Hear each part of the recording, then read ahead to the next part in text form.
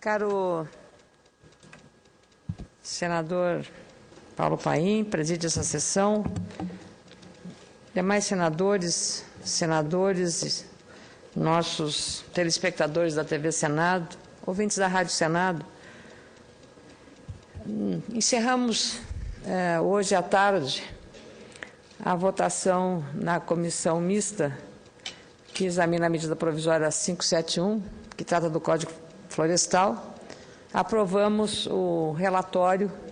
do senador Luiz Henrique a respeito da medida provisória enviada ao Congresso Nacional pela presidente Dilma Rousseff, tratando da matéria que, como se sabe, foram apostos alguns vetos e a medida provisória tratou de, então, aperfeiçoar,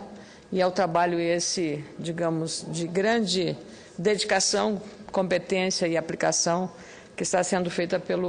já hoje concluída pelo senador Luiz Henrique. Pelo acordo havido entre Câmara e Senado, pelos parlamentares que integram essa comissão mista, presidida pelo deputado Elvino Bongás, votado hoje o relatório do senador Luiz Henrique. No dia 7 de agosto, votaremos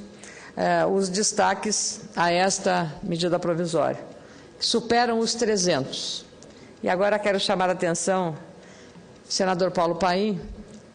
que na medida provisória que veio para esta casa, haviam sido preservados 2 parágrafos do artigo 4, que são os parágrafos 9 e 10 da referida medida provisória, e que tratavam da definição da competência pelos respectivos planos diretores dos municípios, a definição de áreas de preservação permanentes nas áreas urbanas. Depois de um debate em que não houve consenso dentro do próprio governo, porque há um Ministério das Cidades que está, digamos, com a responsabilidade para definir essas competências, não houve consenso, é o que se tem a informação a respeito disso, e o relator aboliu do seu relatório os 2 parágrafos, 9º e 10º do artigo 4º. A Confederação Nacional dos Municípios, senador Paim, o senhor, como eu, é um senador municipalista, me alertou para um fato relevante. E por isso apresentei e acolhi a proposta do deputado Searra, do Paraná, exatamente oferecendo como destaque o retorno dos 2 parágrafos, o 9º e o 10º, para preservar a autonomia das municipalidades ou dos municípios na definição, nos seus respectivos planos diretores, dessas áreas de preservação permanente. A omissão desta matéria nessa medida provisória, senador Paulo Paim, cria um vazio legal e uma verdadeira barreira que vai criar um problema jurídico e, inclusive, ao desenvolvimento. Mais do que isso, o Ministério Público vai acionar as prefeituras quando não cuidarem de definir as áreas de preservação permanentes na zona urbana. Então, estamos diante desta, digamos, dessa situação esdrúxula, deste vazio de legalidade e provocando uma insegurança jurídica que vai abater-se não só sobre o administrador municipal, porque a lei não vai existir, mas também vai impedir projetos de desenvolvimento da construção civil e outros tantos por conta deste vazio legal. Qual é a segurança jurídica que terá um empreendedor que vai querer fazer em Canoas, ou na minha Lagoa Vermelha, ou na Ijuí do Marco Aurélio, ou do Caxias do senador Pedro Simão, sua Caxias também, senador Paim? Como vai fazer isso, se não há nada previsto na lei? Deixar essa matéria,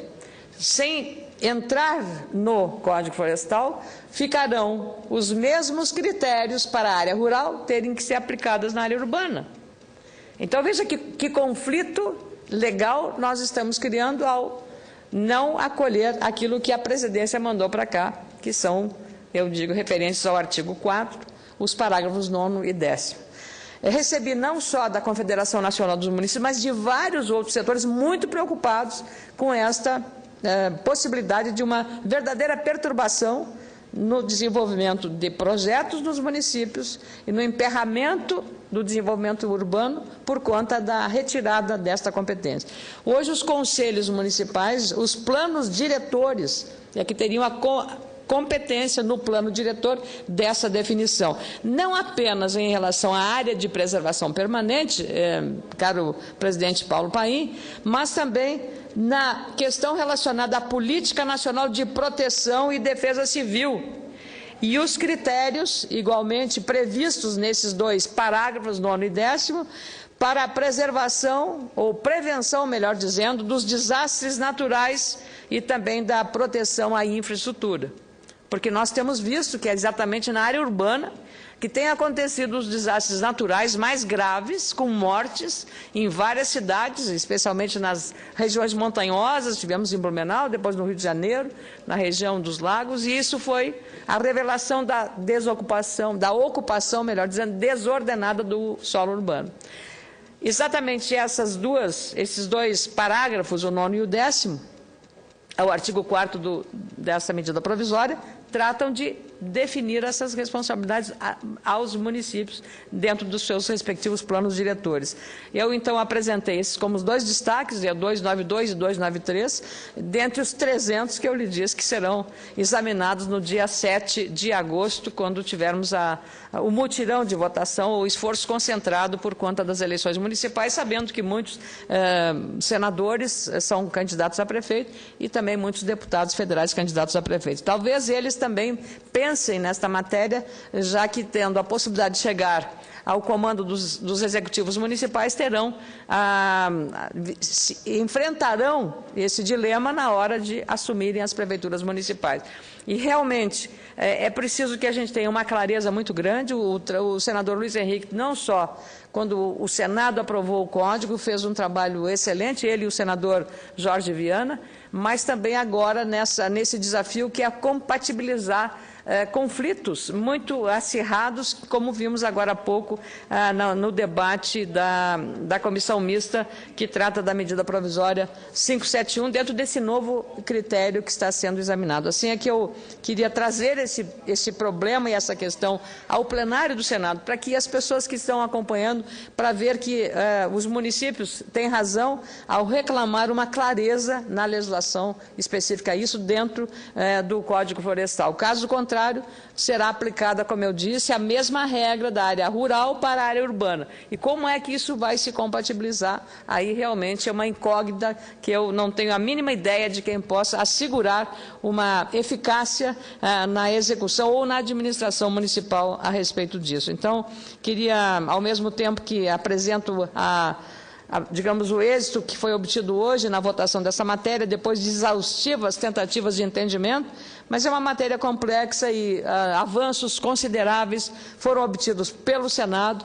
e agora também eu penso que também vamos conseguir avanços consideráveis para a questão de assegurar preservação ambiental e assegurar também a produção agrícola com sustentabilidade. Mas, neste momento, a minha abordagem é para defender um marco legal para dar tranquilidade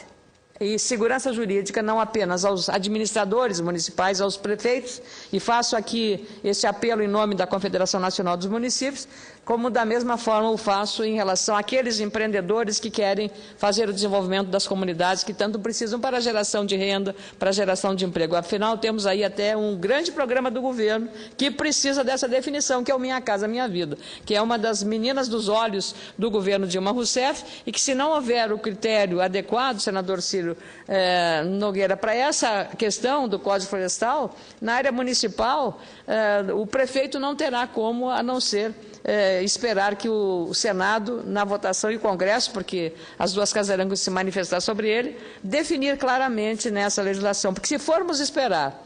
que um novo plano ou uma política nacional ambiental para a cidade seja definida, nós temos lá o nosso ministro Aguinaldo Ribeiro com essa responsabilidade, mas até encontrarmos a definição de uma política para isso, perderemos um tempo muito longo, comprometendo até os empreendimentos com apoio oficial, como eu disse, o Minha Casa Minha Vida e tantos outros que as comunidades estão precisando nesta hora.